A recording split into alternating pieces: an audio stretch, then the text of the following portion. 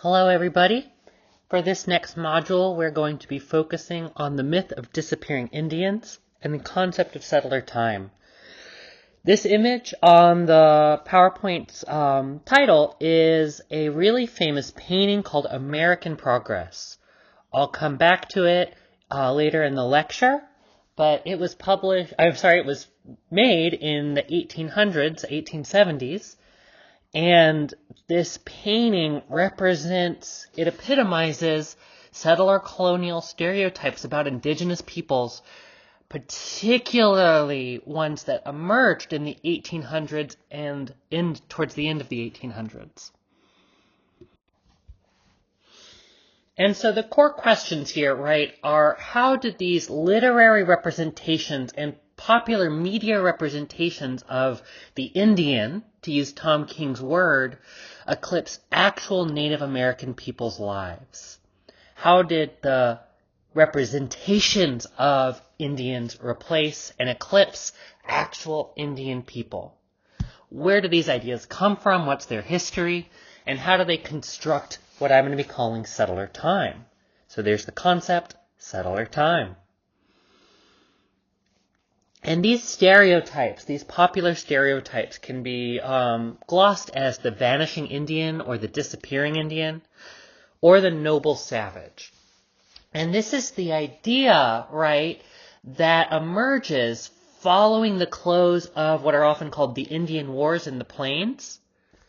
And as the United States enters into a new phase of history in which Native American folks are no longer enemies, but rather the policies at this time shift to projects of forced assimilation.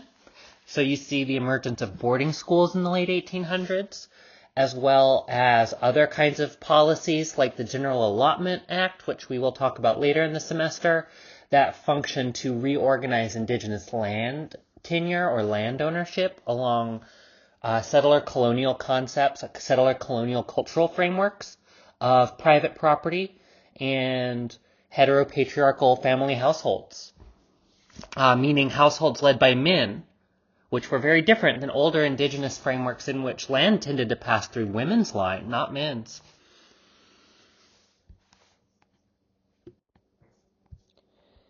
And this idea of settler time is something that I'm going to outline drawing on 4 different perspectives in the field. The concept of settler time comes from a literary scholar, Mark Rifkin, but I'm going to build on other scholars within the field and how to just kind of approach this question from a few different angles, because there's a few different aspects of it. But keep in mind, right, this question that I introduced in the last module. Why are we framing the class from 1700 to 1900? And how does that assumption coming from Sacramento, that this is a way to frame the class, how does that undermine the very literature here that we're trying to grapple with? Because the indigenous studies literature doesn't really work with those kinds of chronological boundaries in a very rigid way. The assumptions are fundamentally different.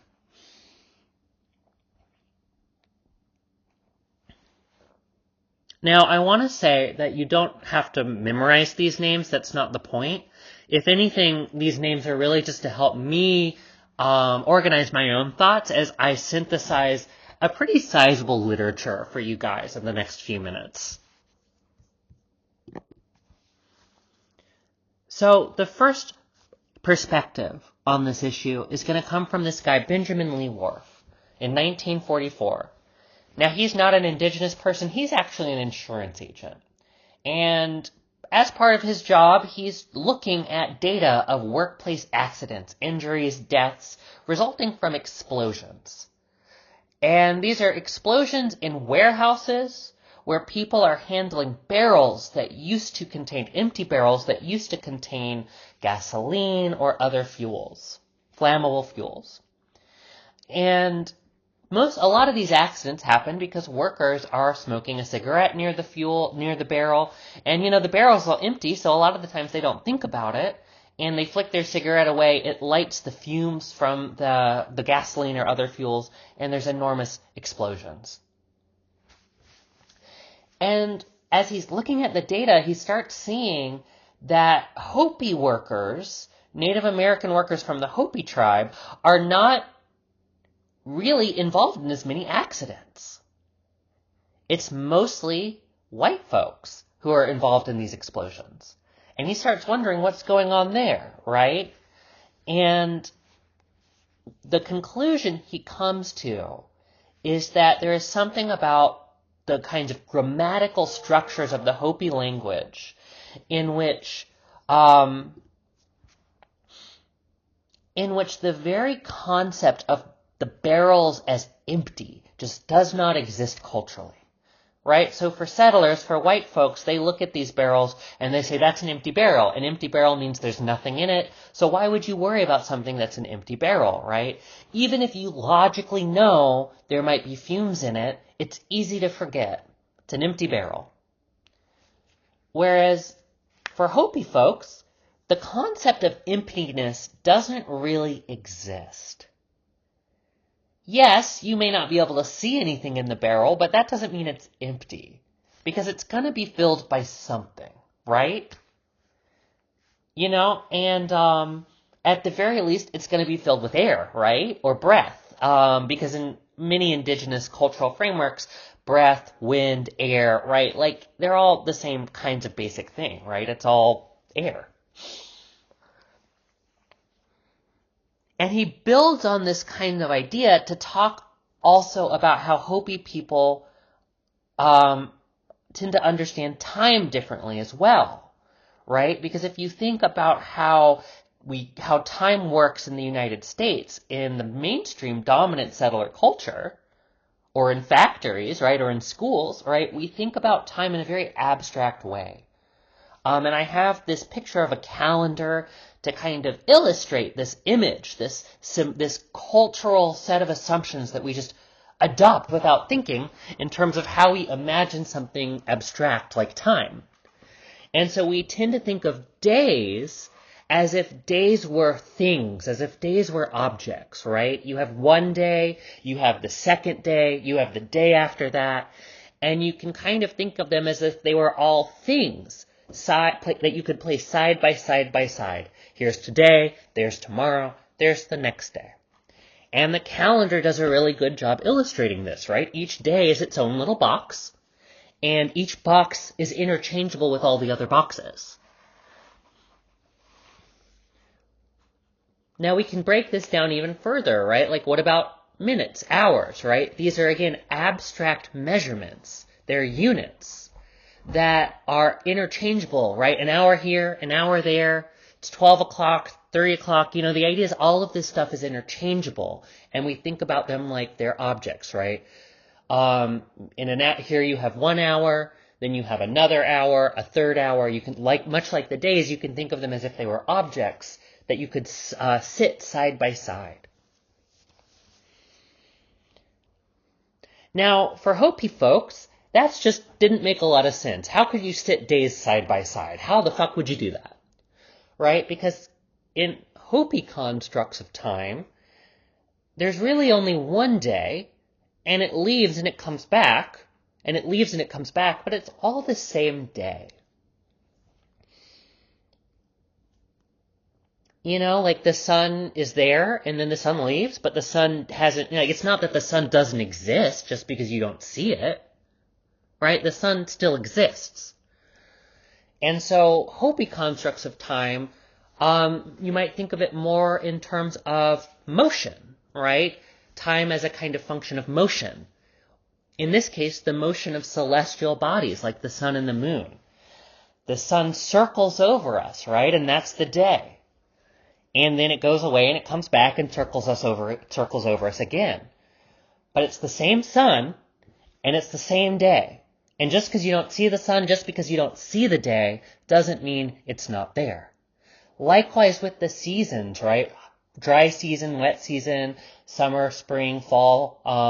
Not that you have those seasons in where Hopi folks live in the desert, but like in other indigenous folks, right? The way I was taught, based on my research with a community who claim Muskogee or Creek ancestry, I was taught that, Sure, spring comes and it goes, but it's not that spring stops existing when it's summer or fall or winter. It's just that you don't see it. Spring is kind of somewhere else doing something else, which actually works out pretty well geographically, right? Because it's just going to be spring in the southern equator. But, the idea here is that, so spring comes, spring goes, and the next year when spring comes again, that's the same spring. And in fact, there are dances, ceremonies that folks that I worked with, Creek folks that I worked with do. And people describe those dances as how there's really just one dance, and it's all the same dance. And you take breaks of several months in between rounds. So you'll do 4 or 16 rounds on this day, then you'll kind of take a break, come back in another few weeks or a couple months, do another 4 or 16 rounds, take another break, come back in a year, do another 4 or 16 rounds. But it's all one dance. And over time, right, dancers die and new ones are born in. But it's all the same dance that you have generations after generations participating in. So this is a kind of nice way to start thinking about time differently and start problematizing some of the cultural assumptions that exist in the settler society about the nature of time, how we think about time as this kind of abstract concept.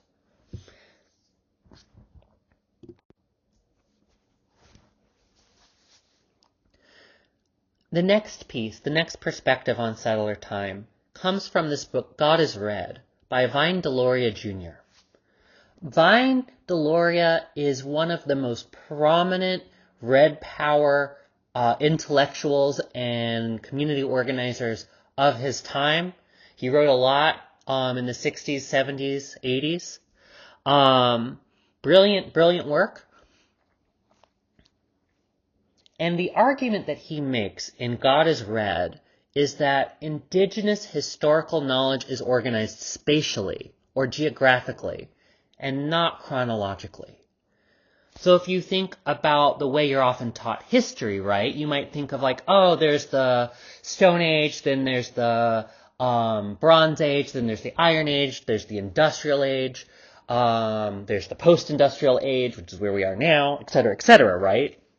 There's these different chronological periods or eras. A chronological period is an era. Now, those kinds of frameworks don't really work everywhere. For example, the idea of stone, bronze, iron, industrial age doesn't work great in China because in China you have a whole era that was based on jade-based tools, which had fundamentally different, it is a stone, but fundamentally different technologies involved in producing jade tools than you would need for making other kind, the more older prior kinds of stone tools. Likewise, in indigenous histories, right, you don't have the same kind of history, right? You have stone technology, and then you have the introduction of metals as Europeans settle in the continent or conquer the continent. Invade, I think is the word I'm looking for. Conquer implies that it's done, it's not done, and, it can be undone. Anyway, invade. And so, people often think, there's this common assumption in the United States that indigenous peoples had inferior technology to Europeans. That's actually not true. That's a stereotype. I don't know why people learn that in school. Yes, indigenous peoples prior to Europeans were using stone tools. But, stone tools weren't really, they were pretty fucking effective stuff. You could make some good sharp knives. And, it works very effectively. And Spanish and other European weaponry, guns, right, were not actually more effective than indigenous bows and arrows. I mean, the guns of the time of the 1500s, they took forever to reload, and they didn't really shoot that accurately.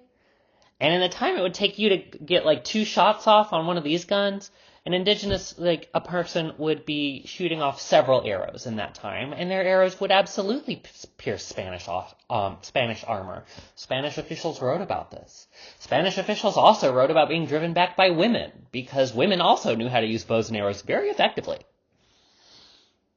And even inside of that, like, why are we prioritizing military technology? Because indigenous agricultural technology was far better than anything Europeans had to offer at the time. In fact, there are many ways that our agricultural technology today is only just starting to catch up to indigenous technologies. For example, indigenous peoples in this point of time, like, let's say 1491, indigenous peoples were doing permaculture. They were growing different plants that helped each other grow in the same area. They were engaged in forestry practices like controlled burns that created this entire, like the entire landscape. It was often assumed by Europeans to be this pristine natural landscape, but it was, that's just not true. It was the forests were carefully managed. That was a human-created landscape. And Europeans would go through and say, wow, look at all the bounty of this place. You can just go walk down this road, this path, and there's so much food growing. But that's because indigenous peoples made sure that their trails, that their roads, that their paths went through places where you could get food. Berries, groves, things like that. And there was a lot of knowledge about how to help those plants grow, like cultivate an environment in which they thrive, right? That's what people are doing. That's the model of agriculture and forestry. You're cultivating an environment in which these plants thrive. Now, we'll come back to some of this, I hope, because this is also part of the story of why we have so many forest fires in California, because the United States assumed that this was a pristine natural environment, and they fucked it up because it was actually carefully maintained by indigenous forestry practices. Anywho, God is red. Indigenous historical knowledge is organized spatially or geographically, not chronologically. This is why in this class we're starting with this place here. We're starting because, the idea is, well, let's look at it this way, right? You might have caught on to this from Sayre Roots, but within indigenous intellectual philosophies broadly, this is a pattern, there's a lot of diversity between the over 500 federally recognized tribes, not to mention all the hundreds of unrecognized tribes in the United States today. Tons of diversity. But one common theme you do see is this understanding of land in which the land is not just the dirt. That's part of it, but it's not just the dirt. It's actually all of the relationships that happen on this place. It's your relationships with each other, with me, with your family. It's your relationship with non-human beings like different plants and animals that live in this place. And so when you think about the land, right, you grow food from the land. Your corn grows from the land. It turns that dirt into something you can eat. And you eat it, and you exhale, and that enters the atmosphere, and, you incorporate that corn into your body so you can grow. You eat with your family, and you're all incorporating that, on a physical, material, molecular level, incorporating that matter into your body. And then you die, and, things eat you, and your body rots, bacteria decompose you, fungus decompose you, all kinds of things, and you turn into soil. So the land is all of those relationships. It's not just the dirt. So how do you do indigenous history? Well, the question is, if it's geographically organized, and if that means it's about relations, right, then, okay, where are we here in this place? And we did the land acknowledgement. And that took us to the Amamutsan Tribal Band website. And then that is going to we're going to unpack that in the assignment that you'll be doing in a few modules, which will involve researching local places and peoples.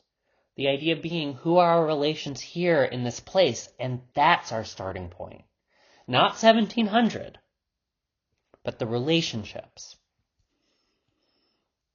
And this is really a fundamental piece of indigenous ways of knowing, of indigenous studies as a field. Relationships are first. Everything else emerges from the relationships, but the relationships are primary. That's why we started with the land acknowledgement. Now, the third piece comes from these scholars, Kent Lightfoot, and then that idea was built on by Peter Schmidt and Stephen Mrzowski. These are all archaeologists. Kent Lightfoot is indigenous. Stephen and Peter are not. But the idea that comes out of this scholarship is a critique of the idea of prehistory. The argument is that this term prehistory gets in the way of our ability to understand indigenous histories. So what is prehistory, right? The idea is if you want to get really technical into it, the idea is that it's the time before written records.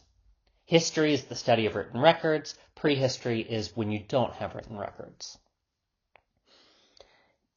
Now, in this part of the world, in indigenous North America, north of Mexico anyway, historical records start with the arrival of Europeans, because Europeans bring in writing systems. Now, there's Aztec writing systems, there's Mayan writing systems, there's Incan writing system. The Incan writing system is fucking wild. It's based on pieces of rope with knots in them. Really interesting stuff. But north of Mexico, when we talk about writing and looking at historical records, that is something that starts with the arrival of Europeans. And most of the written records we have available to us were written by European people, not by Native Americans. So there's this implicit perspective in all of the evidence we have in the written record, or most of the evidence, which is this implicit perspective of European cultural beliefs from this particular point in time, right? Not even the ones we have today, but 1700s, 1800s. Or before that, 1500s. Now, so the result here is that when we start thinking about this idea of prehistory and indigenous prehistory, or the prehistory of North America, what we have done is we have organized the history of this area around the presence or absence of Europeans and the presence or absence of historical written documents. That's a Eurocentric perspective in a really literal way, right? Eurocentric in the sense of it centers Europeans. It centers whether Europeans were there or not. Is it pre or post-European? That's not really how indigenous histories work, right? Because indigenous peoples had long histories of diplomacy with different nations, different indigenous nations, prior to the arrival of Europeans. And when Europeans arrive, the extent to which they are able to make headway on this continent is in large part to the extent that they are able to operate within indigenous cultural systems. Think back to that little brief moment, that little brief line from the Common Pot interview, where Lisa Brooks says that her dad always used to say, the reason why U.S. history often starts with the Pilgrims and then skips 150 years is because we had the upper hand in that time. So, Europeans weren't the big bad wolves. They were just another people among many people. European traders were successful because they were able to tap into indigenous value systems Indigenous peoples really valued beads, and Europeans could make beads in factories. And European diplomats were successful to the extent that they were able to meet indigenous peoples, indigenous nations, on the cultural practices and diplomatic terms of indigenous peoples. Gift giving, for example, was a huge, important part of European diplomacy. And whenever Europeans try to stop doing that gift giving practice, indigenous peoples, it usually ends in war, as indigenous peoples challenge that effort on the part of Europeans to try to shift trade and shift diplomacy to their terms. So, indigenous peoples are responding to colonial history, colonial forces, based on their understanding of the world and their history that goes back before the arrival of Europeans. So if you want to understand indigenous history and indigenous responses to colonialism, you actually have to understand what came before too. So this chronological gap between prehistory and history really, it obscures that process. It obscures how indigenous peoples responded to European presence in ways that made sense based on their own histories. And so when we do these kinds of chronological gaps, whether it's before 1491 or after 1491, or whether it's before 1700, after 1700, indigenous histories only make sense in the context of how people are adapting to what's going on in that moment based on ways of life and understandings and philosophies that date to before that moment. Now, the last perspective on this idea, settler time, comes from Mark Rifkin.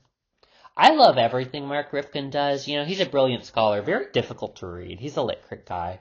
Before this book, Beyond Settler Time, and I'll say this book became a key foundation of my own research, after he published it. But, his other books, he has a really interesting book called, How Indians Became Straight, and another book, Sovereign Erotics. And both of those books look at how colonial history functioned how colonial governments seek to regulate indigenous bodies to make them live according to these cultural norms of Europeans of binary gender and heterosexuality, concepts that were just not how indigenous peoples understood their own sexuality or bodies at the time. And also, talking about how indigenous, the more recent book, Sovereign Erotics, looks at how indigenous poets today and novelists today reimagine gender and sexuality in ways that are totally run at perpendicular lines to European notions of gay, straight, trans, non-binary, things like that. And so, it's a really interesting set of arguments. I'll probably bring it in at some later point. It actually is a lot about land and the kind of sensual and sensory aspects of the land as a source of pleasure, not necessarily always sexual pleasure. But yeah, right? The pleasure of a river. Or swimming in a river. And so Rifkin he's the person who coins this idea of settler time. And he's kind of synthesizing those three perspectives in many ways, right? What is settler time? Well, it's many different things for Mark Rifkin. And in opposition to settler time, he has temporal sovereignty or temporal self-determination. By that, he means, hey, we should pay attention to indigenous conceptions of time that are irreducible to settler time. So what is settler time? Well, again, it's many different things. Part of it is the idea that we get from Worf, right? That time consists of identical, interchangeable units of measurement. minutes, hours, days, months, years. And the idea is that all of these units are interchangeable. Because sure, theoretically, this year might be interchangeable with last year. But in another way, like your experience of that year and versus this year is fundamentally different, right? Like you're just having a different experience. The second assumption in settler time is the idea that time is linear, that it moves in a straight line. In indigenous cosmologies, time is not really linear. Sometimes it's thought of as cyclical. Sometimes, in the oral traditions of the folks that I work with, the origin story starts off with, in the beginning, there was nothing. No light, no life, nothing. And then, all at once, everything that was, everything that will be, everything that is, it all was. Now, I've heard this idea from many different indigenous folks, right? But the idea is like, right, everything that is, everything that was, and everything that will be, it all is. So in that moment of creation, everything exists. Right? So, past, present, future, it's kind of all happening at once. And sometimes they bleed into each other in weird ways. But such is life.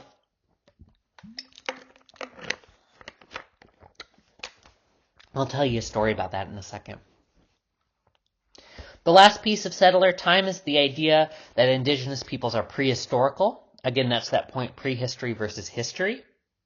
Before versus after Europeans, as if that was the most important way to organize indigenous histories, or even a meaningful way to do it. But also this idea of indigenous peoples as disappearing, right? The idea that indigenous peoples properly belong in the past. This is going to come out with Tom King in a big way.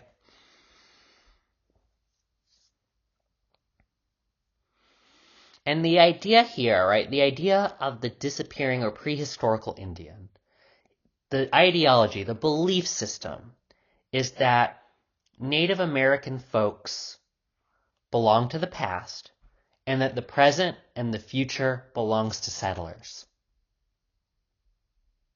Modernity belongs to settlers. Now, in the face of those kinds of stereotypes, it is tempting to say, hey, indigenous peoples are modern too.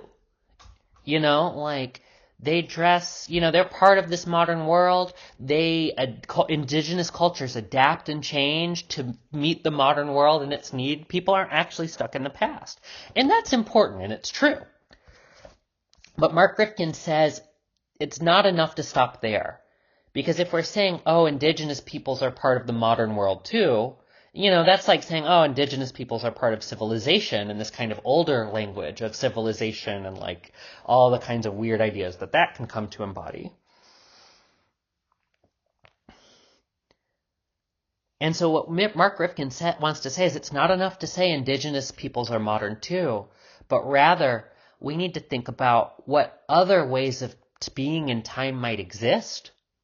We need to grapple with indigenous concepts of time and how indigenous intellectuals theorize time in ways that are fundamentally at odds with settler time. It's not about being included. It's about self-determination.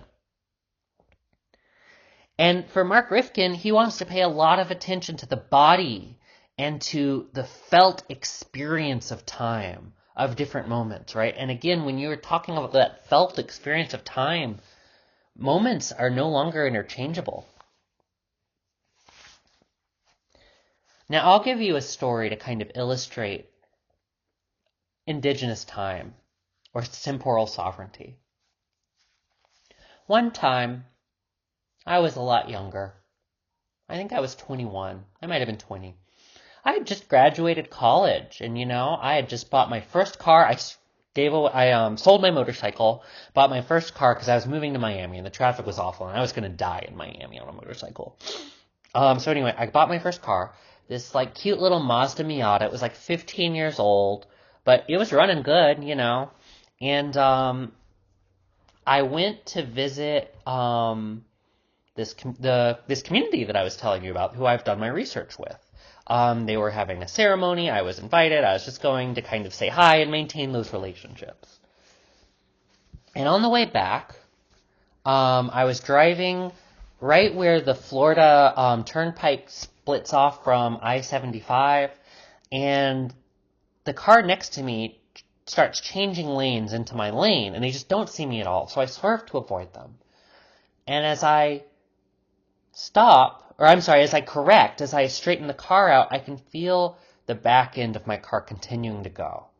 And then the next thing I know, I'm staring at oncoming traffic. I've done 180 degrees. And all I can think is, get the fuck out of the road. So I spin my wheel, I fly off the road, slam into a tree. The tree splits in half. And all of this at like 70, 75 miles an hour. And I walk away, with like whiplash and nothing else. And when the fire truck comes, the fireman asks, like, hey, did you go to church today?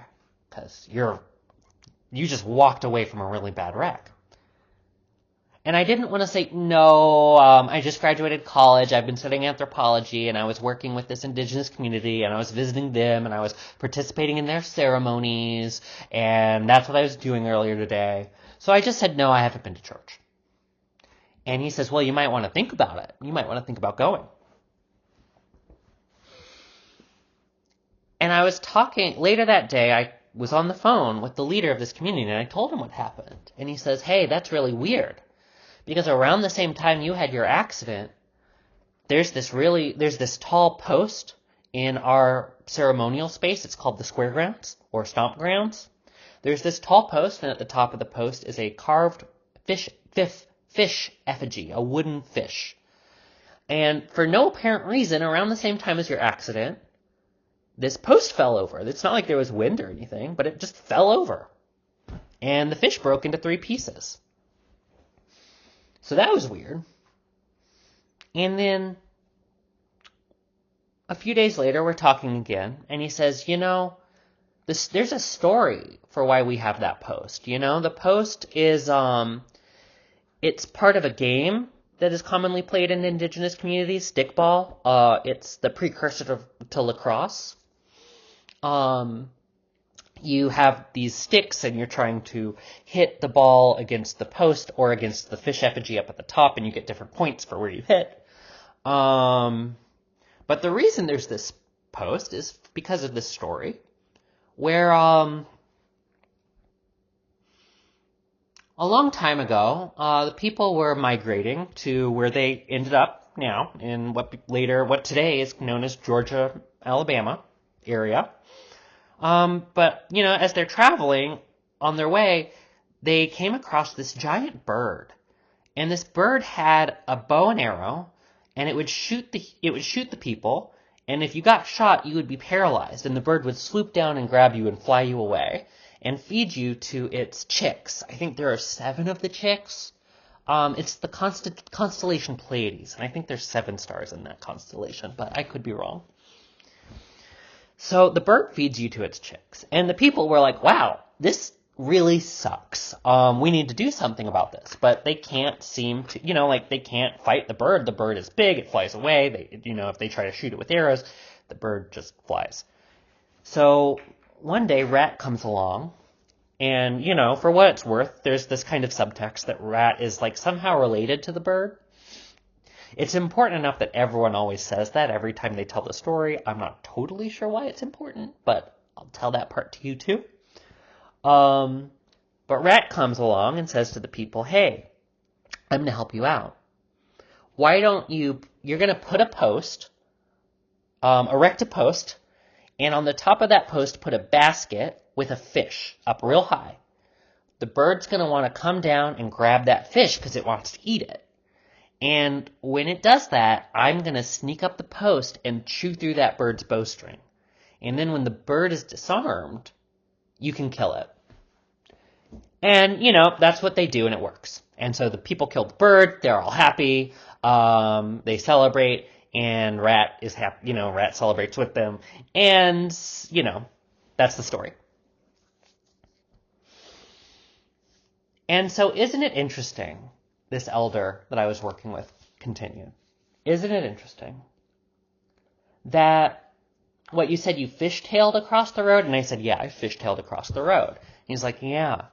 And then you ran into that tree, and the tree split. And at the same time, this post in our ceremonial space, our stomp grounds, fell over. And that fish broke. Because, in the story, the fish is a sacrifice to save the people. And, there's more to this. He kind of went on from there. He got into, quantum physics stuff and, was really into, theories of entanglement and using that as a kind of metaphor to talk about this. There's a reason indigenous peoples love fucking quantum mechanics. Happy to have that conversation at a later point. But, isn't it interesting that these stories, he said, are so powerful that they continue to play out today? And, for me, as a researcher, as a non-native researcher, I had always thought that oral histories were representations of the past. They depict things that happened in the past. But in this moment, I guess sometimes oral histories can grab your car and throw you into a tree. So, And this was my first near-death experience, so I figured there's really only a few possibilities. One is I'm super lucky and walked away from this horrible accident unscathed out of pure luck. That's certainly possible, but it's very unlikely by definition.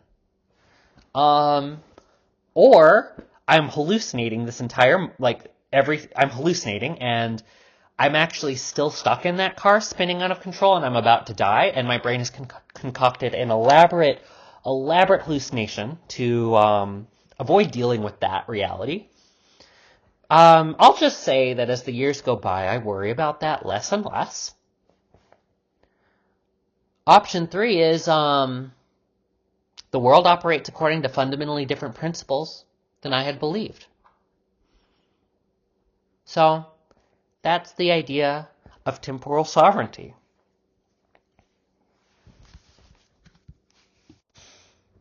And as Thomas King puts it, the truth about stories is that's all we are. He might mean that as a metaphor. He's, a lit guy. Or he might not. But I think a lot of indigenous peoples, when they say this kind of thing, it's not really a metaphor. The truth about stories is that's all we are. And this is that kind of idea. Stories, are really closely, they're part of atmosphere, weather, oxygen, breath, right? Because it's all air, and stories are told in breath.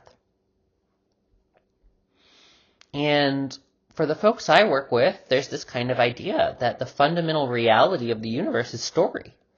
And that what we experience as the material world, or, that's not what they would call it, they would say the middle world, but that's a whole conversation. What we experience as the world is just one, it's a manifestation of the story, and the story keeps playing itself out. And you'll see this idea in a lot of contemporary indigenous literature. Leslie Marmon Silko writes about this. She's I forget where she's from. I think she's a Pueblo woman. But she writes, you'll see in her stories these kinds of moments where people will say oh yeah, the names keep on changing, but the story stays the same. And the idea, right, is the stories keep going and they keep going and they keep going, right? Same as creation, right? It's this kind of cycle of it's just always happening. It's all everything everywhere all at once, to steal the title of that film. And, everything else is a fleeting manifestation or a fleeting form of the story as the story repeats. And y'all read a chapter from Tom King's memoir in which he outlines this idea of the vanishing Indian and the noble savage. And these stereotypes emerge in the late 19th and early 20th centuries. It's a literary tradition. It's an artistic tradition in the United States. Think about this question of realisms that Mojica brought up some modules ago. And for King, right, he's interested in how these stereotypes of the vanishing Indian play out in his life, right? What are the impacts of these representations on indigenous peoples today? And this is a piece of this idea of settler time, right? It's the piece of how do you imagine time in a settler state? Well, part of it is the idea that indigenous peoples are prehistorical, that they're static, that they're unchanging, and that the future belongs to settlers. And so, towards the end of the 19th century, you have this romantic image of the vanishing Indian. Because as I said before, the Indian Wars in the Plains were over, and suddenly you see this huge cultural transition in the settler state of the United States, where indigenous peoples start to occupy this romantic spot where they come to embody like everything that is lost in the move to modernity. Sometimes that's seen as a good thing, sometimes it's seen as a sad thing. And you can see this idea in this painting by John Gast, American Progress.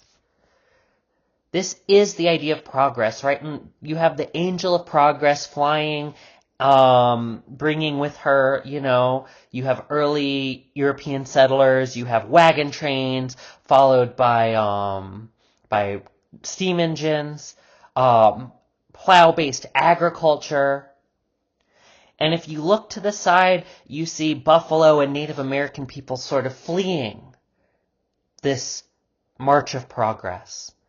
And you can even look at the composition in terms of the lights and the dark, right? And how the area of progress is all light, and then in the side you have all this darkness where you have Indians and Buffalo. And this is the idea, right? The march of progress, that indigenous peoples, Indians, disappear in the wake of progress. Now, many people thought this was a sad thing, and they really wanted to document and record Native American life. Because they thought, well, shoot, if it's disappearing, we need to record this for posterity, because otherwise, how will anyone ever know? This was, in many ways, a very liberal impulse within the settler state. I'm not saying it's not violent, just that it's liberal, right? Instead of like outright genocide, you have this other set of ideas. And so one example that comes out of King's work is Edward Curtis.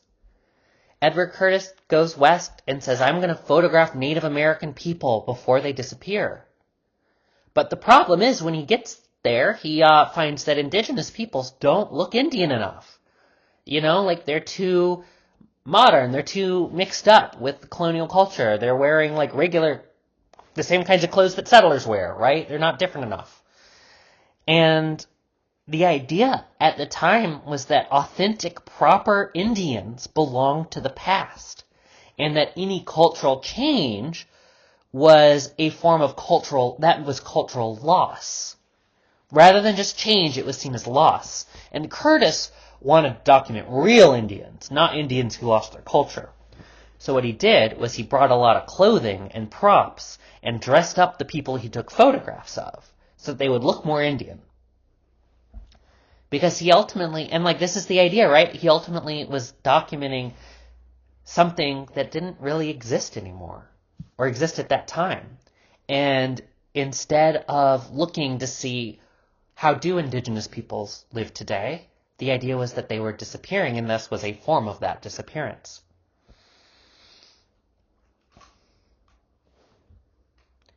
Now, the other piece of this that Tom King points out, though, is those photographs are still real people. A lot of indigenous folks look at Curtis's photographs and they're like, oh yeah, that's Auntie James. Or, I guess Uncle James. I don't know. Whatever gender James is. Or that's grandma.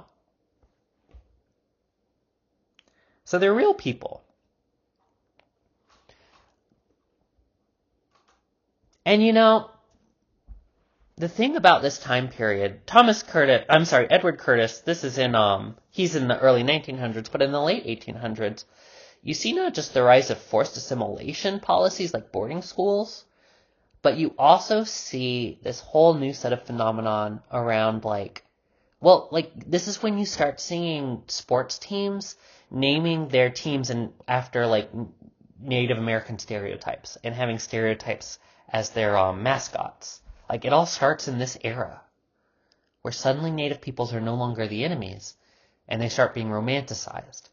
And for some reason, and we'll come back to this, but for some reason, indigenous peoples these stereotypes of indigenous peoples start being something that non-Native people, that settlers are embracing as an important part of who they are, right? They're sports teams. Another example of this kind of literary tradition is Karl May. Now, Karl May is a German photographer. I'm sorry, scratch that. Karl May is a German novelist. Never met a Native person in his life. But he wrote a bunch of books about it. About Native American folks. And I'll come back to that actually in a moment.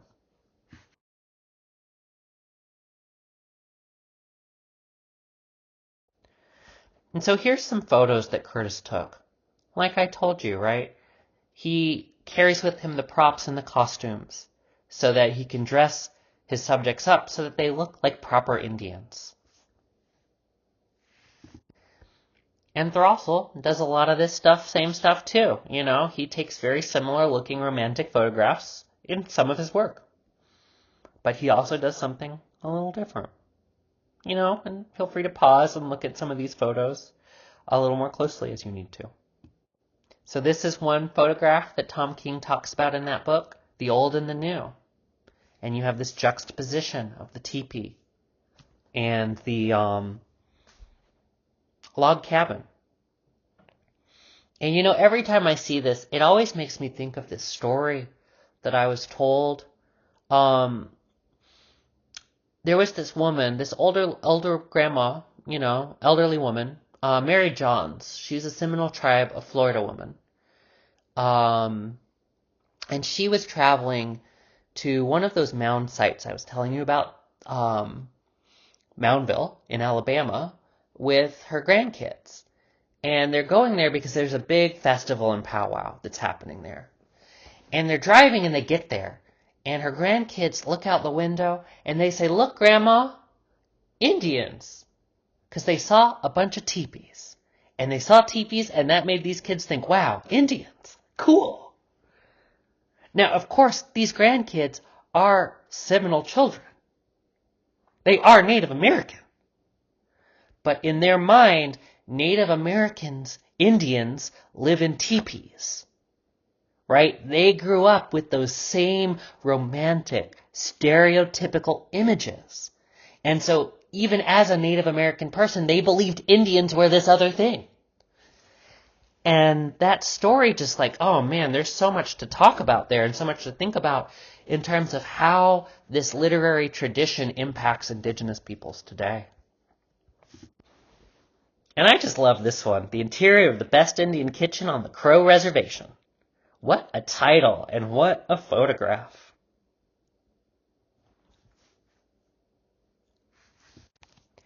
Now I mentioned Karl May, that German novelist. He had a whole series of books about the Wintu series.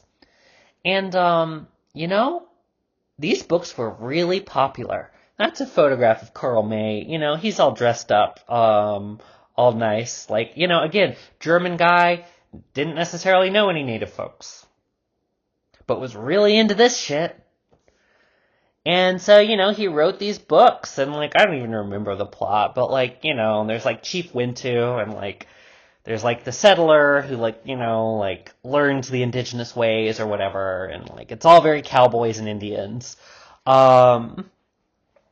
But, these books just explode in German popular culture in the 1800s. And, Germans fucking love this shit.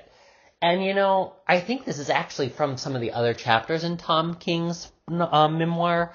But, he writes about how whenever you go to powwows, you'll see, Germans. And you always know where the Germans are, because they're going to be dressed up in fucking buckskins like this.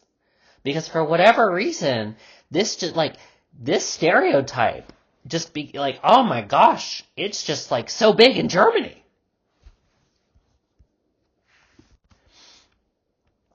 And so Tom King talks about this moment where he comes face to face with this cook on this ship that he's working in.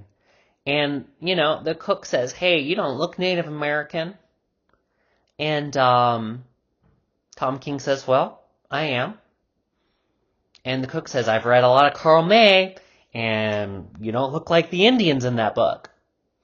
And Tom King's like, "Oh, yeah."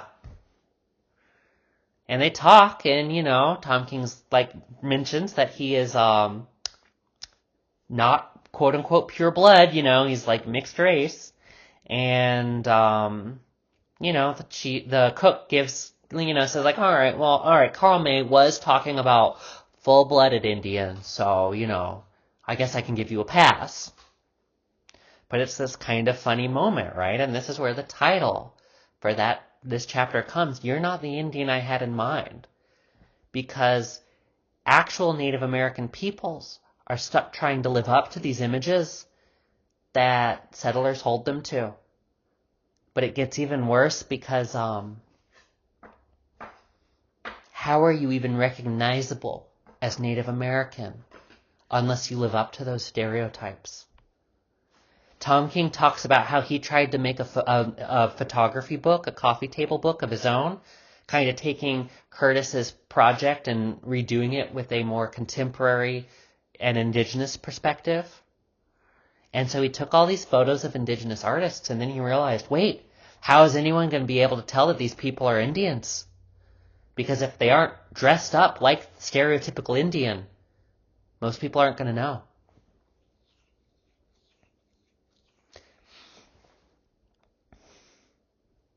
And so you have these lovely quotes that kind of illustrate this problem.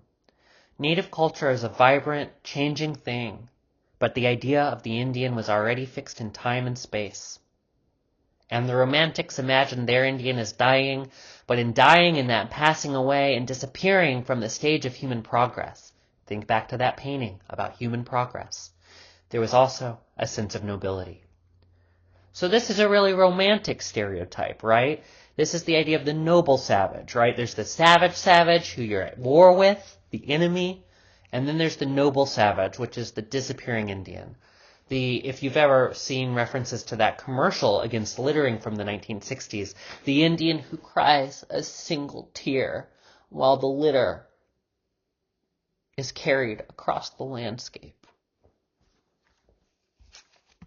And so Native peoples come to embody the past, or this settler colonial belief about what the past is. And a kind of past that they believe that they have lost and yearn for. But it's still a stereotype. And there's so many wonderful vignettes that you can discuss, whatever you want. I'm focusing on the late 1800s, early 1900s. But there really is so much rich stuff in this chapter.